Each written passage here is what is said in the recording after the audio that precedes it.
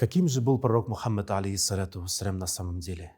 Он был высокодуховным, искренним, открытым человеком. После смерти пророка Мухаммада, алейхиссалату вассалям, его близкий друг Абу Бакр, радиаллаху анху, пришел к своей дочери Аише и спросил: «Есть ли то деяние, которое выполнял пророк Мухаммад, алейхиссалату вассалям, и я о нем не знал?» Аиша говорит: «Да, было такое деяние. Он каждый день уходил на рыночную площадь, и там был один слепой человек. Он его своей рукой каждый день кормил». Тогда Абу Бакр, радиаллаху анху, направился на рыночную площадь и обнаружил, что там, да, действительно стоит слепой человек.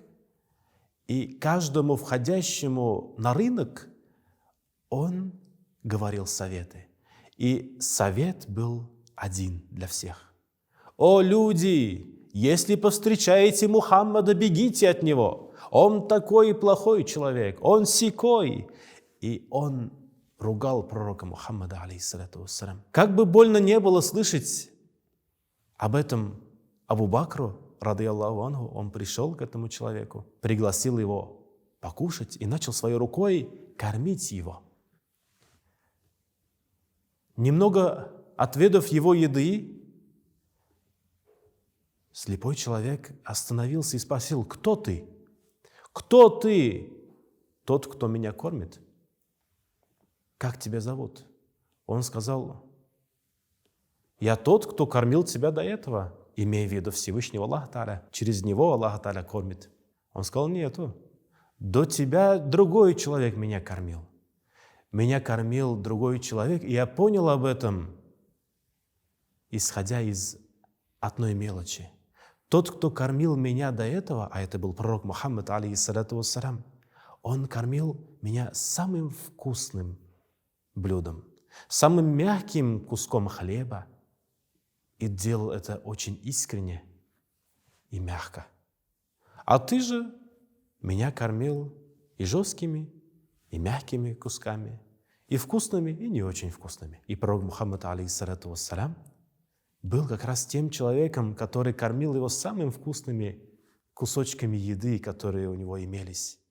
Абу Бакр расплакался и сказал: «Тот, кто кормил тебя до меня, это был пророк Мухаммад, алейхиссалату вассалям. Тот, кого ты ругал, тот, кого ты обвинял во всех смертных грехах и ошибках». На что этот слепой человек остался в негодовании и, расплакавшись, он говорит слова шахада: «Ашхаду алла иляха илляллах, ва ашхаду анна Мухаммада расулуллах». Свидетельствует, что нет богов, кроме одного Аллаха Тааля, и что Мухаммад его раб и посланник. Он принял веру, исходя из качеств пророка. Вне зависимости от того, что пророка Мухаммада, алейхиссалату вассалям, он ругал каждый день, пророк Мухаммад, алейхиссалату вассалям, не переставал каждый день приходить и его кормить. И кормить самыми вкусными, самыми приятными и мягкими кусками еды, которые у него имелись. О, дорогие друзья! Давайте же постараемся воплотить ту мягкость, ту искренность, которыми обладал пророк Мухаммад, алейхиссалату вассалям. Сегодня мы можем красиво выглядеть, можем опрятно одеваться, но немаловажно наше духовное состояние. Насколько мы опрятны, насколько мы красивы внутри. А пророк Мухаммад, алейхиссалату вассалям, был как раз наикрасивейшим человеком и духовно, и физически. Пусть Аллах Тааля каждого из нас удостоит воплотить в себе качества, высокодуховные качества пророка Мухаммада, алейхиссалату вассалям.